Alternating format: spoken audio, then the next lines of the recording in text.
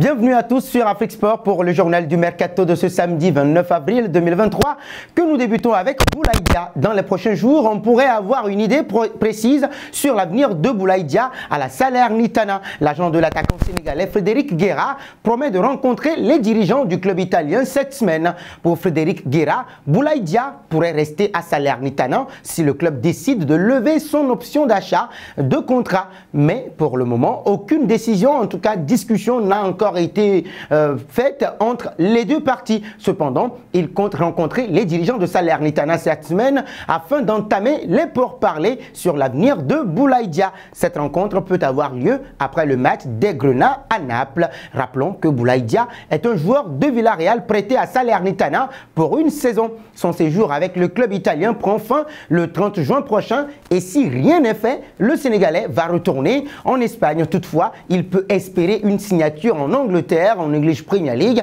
plus précisément avec Everton les Toffees ou West Ham les Hammers, qui sont tous les deux demandeurs. Passons au dossier Aubameyang. En pleine carence offensive, le Barça s'est penché sur deux dossiers pour renforcer le secteur offensif la saison prochaine. Pierre-Emerick Aubameyang, qui évolue actuellement dans les rangs de Chelsea, qu'il a rejoint l'été 2022, pourrait retrouver son ancien club un an après son départ.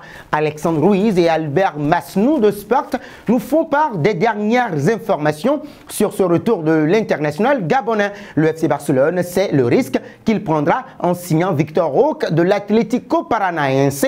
L'opération pourrait coûter 30 millions d'euros et le coût pourrait être énorme sur les caisses du club catalan, surtout si Messi débarque par la suite. Xavi Hernandez ne cache plus que le Brésilien est son choix numéro 1, mais la situation du Barça ne permet pas de signer un joueur à ce prix. La solution serait de signer donc Aubameyang, qui devrait coûter entre 4 et 6 millions d'euros. L'attaquant de 33 ans traverse une mauvaise période avec Chelsea et ne dirait pas non pour être la doublure de Robert Lewandowski la saison prochaine.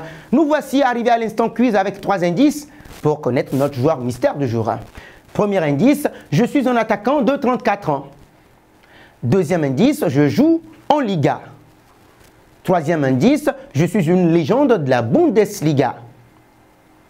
Qui suis-je? Vos réponses sont attendues en commentaire. Nos félicitations à tous ceux qui ont répondu. Thiago Silva lors du dernier journal du Mercato. C'était le joueur à trouver puisqu'il est un défenseur de la Premier League qui a déjà joué pour le Milan AC. Il a presque 40 ans.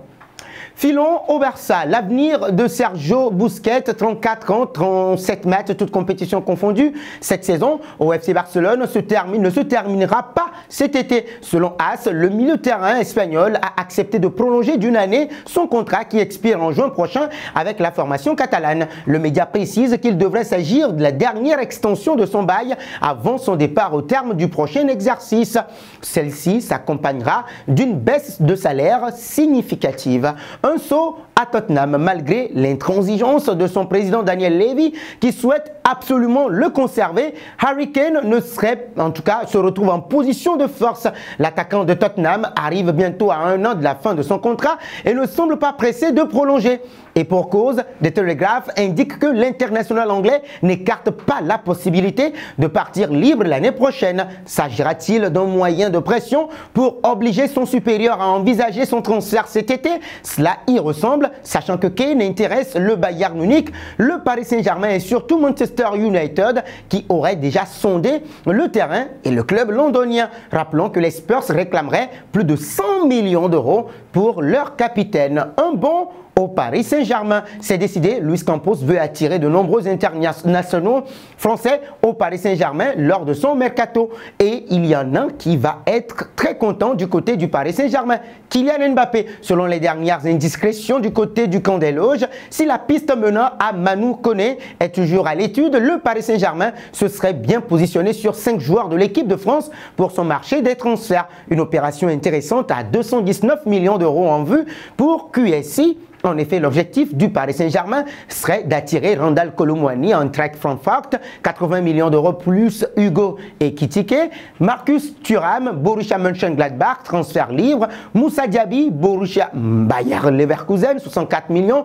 Youssouf Fofana, AS Monaco, 40 millions, ainsi qu'un autre monégasque, Axel Disassi, 135 millions. 5 éléments très apprécié par Kylian Mbappé et ne sera pas facile pour Luis Campos et le club de la capitale actuellement entraîné par Christophe Galtier. D'autant plus que cette opération pourrait indirectement être liée à des départs importants comme Neymar et surtout Lionel Messi. Terminons justement avec la Pulga. La fin est proche entre Lionel Messi et le Paris Saint-Germain.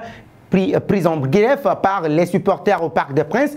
L'Argentin s'est lassé en tout cas et ne voudrait plus continuer sa collaboration dans la capitale française. Voilà, son contrat expire et pour l'heure, il ne souhaiterait plus le renouveler. Eh bien oui, un éventuel retour au FC Barcelone ne sera pas aussi facile et comme l'indique le quotidien espagnol Sport ce samedi, les dirigeants du FC Barcelone se sont entretenus avec ceux de la Liga afin de discuter des points qui freinent pour le moment le retour de Léo Messi. Pour entrer dans les clous du fair play financier, le Barça doit vendre. Problème, les indésirables ne veulent pas s'en aller. C'est en tout cas ce qu'indique Sport. Le quotidien sportif espagnol révèle que Ferran Torres, Franck Kessié, Jordi Alba et Ansu Fati n'entendent pas quitter le FC Barcelone cet été. Et sur ce, pour relancer ce dossier, les liquidités du Barça sont en gouffre, bien évidemment, sur le dossier Lionel Messi. Ainsi, le retour de l'Argentin se complique sérieusement. Et nous arrivons au terme de cette édition que nous bouclons avec la question du jour. Quel serait pour vous le meilleur profil pour accompagner le probable duo Harry Kane-Kylian Mbappé au Paris Saint-Germain? Vos réponses sont attendues en commentaire. Mais en attendant, n'hésitez surtout pas de vous abonner sur Afrique Sport et d'actionner la cloche de notification pour ne rien manquer du football continental et international.